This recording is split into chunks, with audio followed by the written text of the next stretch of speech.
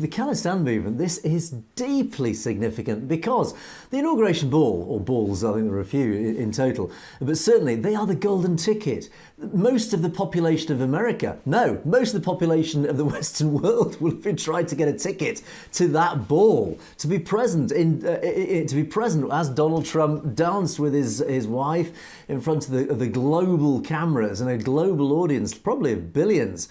And who wouldn't have wanted to have been in that hall?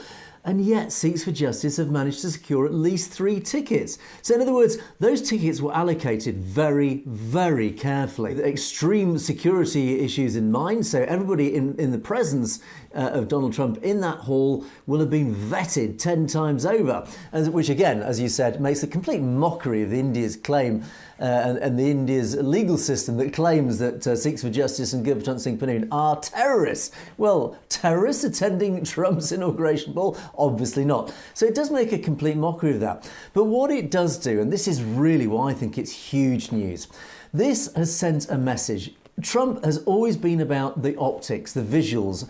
Everything he does is a very deliberate step. Every move is always very carefully orchestrated and is designed to send a message to various parts of an audience.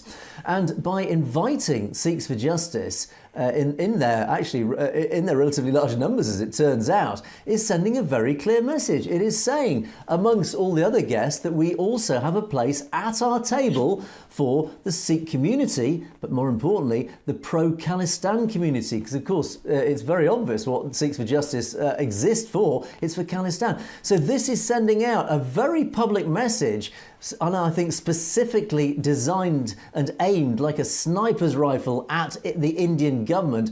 We welcome the Khalistan movement because we are a broad church here in the United States. We are a democracy. We welcome freedom of speech, and if these people are battling politically and peacefully and democratically for secession, then they are welcome at our table.